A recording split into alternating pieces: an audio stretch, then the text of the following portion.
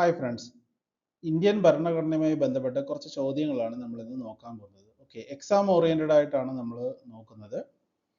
First ചോദ്യം, സമത്വത്തിനുള്ള അവകാശത്തെക്കുറിച്ച് പ്രതിപാദിക്കുന്ന article ഏതെല്ലാമാണ്? ഉത്തരം അനുച്ഛേദം 14 മുതൽ 18 ആണ്. നിയമത്തിന് മുന്നിൽ എല്ലാവരും തുല്യരാണെന്നും എല്ലാവർക്കും തുല്യ നിയമ പരിരക്ഷ നൽകണമെന്നും അനുശാസിക്കുന്ന അനുച്ഛേദം ഏതാണ്? ഉത്തരം അനുച്ഛേദം 14. നിയമം മുഖേനയുള്ള തുല്യ സംരക്ഷണം എന്നത് ഏത് ഭരണഘടനയിൽ നിന്നുള്ള ഒരു ആശയമാണ്?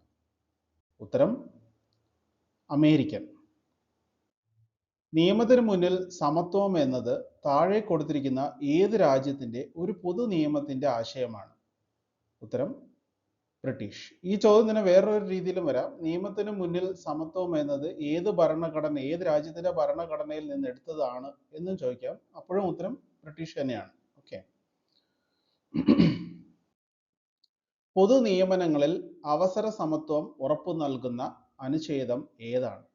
ഉത്തരം അനുച്ഛേദം 16. ആർട്ടിക്കിൾ 14 പ്രകാരം നിയമത്തിന് മുന്നിൽ തുല്യത എന്ന ഭരണഘടന തത്വത്തിൽ നിന്ന് ഇളവ് ലഭിക്കുന്ന പദവി ഏതെല്ലാമാണ്? 4 ഓപ്ഷൻ ഉണ്ട്: രാഷ്ട്രപതി, ഗവർണർ, പ്രധാനമന്ത്രി, മുഖ്യമന്ത്രി. ഇവർക്ക് ആർക്കൊക്കെയാണ് ഇളവ് കിട്ടുന്നത് എന്നാണ് നമ്മൾ നോക്കുന്നത്. അപ്പോൾ ഉത്തരം 1, 2. അതായത് രാഷ്ട്രപതിക്കും ഗവർണർക്കുമാണ് ചെറിയ ഇളവുകൾ കിട്ടുന്നത്. ചെറുതല്ല, വലിയ ഇളവുകളാണ്. ആ ഇളവുകൾ ഏതാണെന്നുള്ളത് നമുക്ക് അടുത്ത ക്വസ്റ്റ്യനിൽ നോക്കാം. താഴെ കൊടുത്തിരിക്കുന്നവയിൽ ഏതെല്ലാമാണ് ശരി? അപ്പൊ ഇപ്പോൾ ഉള്ള ചോദ്യങ്ങളെല്ലാം നമുക്ക് എക്സാമിന് ഇങ്ങനെയൊക്കെയാണ് ചോദ്യം വരുന്നത്. വലിയ 2-3 സെന്റൻസ് തരും. ഇതിൽ ഏതൊക്കെയാണ് ശരി എന്നുള്ളതാണ്. ആ രീതിയിൽ തന്നെയാണ് എടുത്തിരിക്കുന്നത്. അപ്പൊ ആദ്യത്തെ പോയിന്റ് നോക്കാം. രാഷ്ട്രപതിക്കോ ഗവർണർക്കോ എതിരെ അവർ ആ സ്ഥാനത്ത് തുടരുന്ന കാലത്തോളം ഒരു കോടതിക്കും ക്രിമിനൽ നടപടികൾ എടുക്കാൻ സാധിക്കുന്നതല്ല. ഓക്കെ. രണ്ടാമത്തെ പോയിന്റ് എന്താണ്? സ്വന്തം അധികാര പരിധിയിൽ വരുന്ന വിഷയങ്ങളെക്കുറിച്ചോ പ്രവർത്തന പദ്ധതികളെക്കുറിച്ചോ കോടതിയിൽ വെളിപ്പെടുത്താൻ ഗവർണറോ പ്രസിഡന്റോ ബാധ്യസ്ഥനല്ല. ഈ മൂന്നാമത്തെ പോയിന്റോ? രാഷ്ട്രപതിയെയോ ഗവർണറെയോ അറസ്റ്റ് ചെയ്യുന്നതിനോ ജയിലിൽ അടയ്ക്കുന്നതിനോ ഉള്ള ഒരു നടപടിയും അവരുടെ ഭരണകാലത്ത് ഒരു കോടതിക്കും പുറപ്പെടുവിക്കാൻ സാധിക്കില്ല. അപ്പൊ ഈ 3 പോയിന്റിൽ ഏതൊക്കെയാണ് ശരിയെന്നുള്ളതാണ് നമ്മൾ നോക്കാൻ പോകുന്നത്. ഓക്കെ, ഉത്തരം 3ഉം ശരിയാണ്.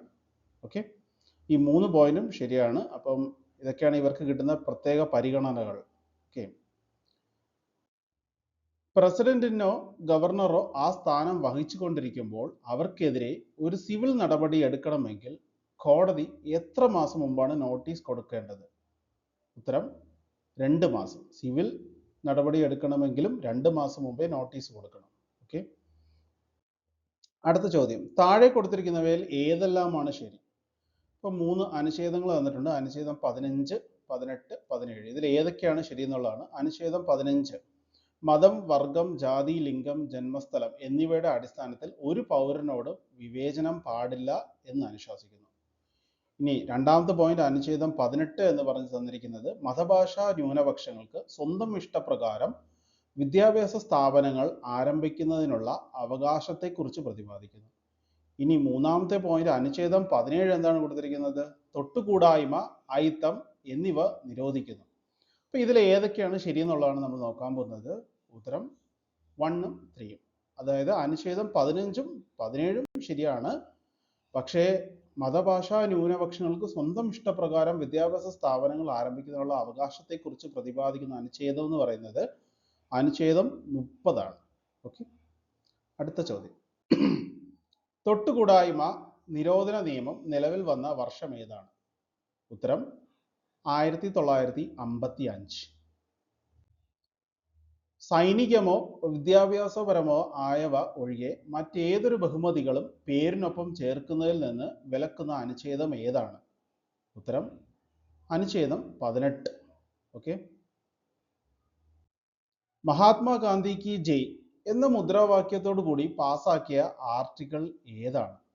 ഉത്തരം ആർട്ടിക്കിൾ 17, അതായത് അനുച്ഛേദം 17.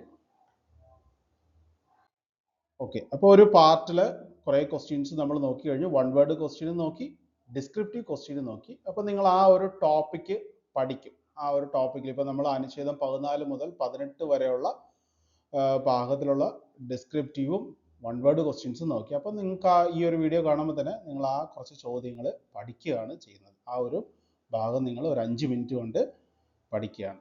ഓക്കെ, എല്ലാവർക്കും മനസ്സിലായെന്ന് വിചാരിക്കുന്നു. Thank you students.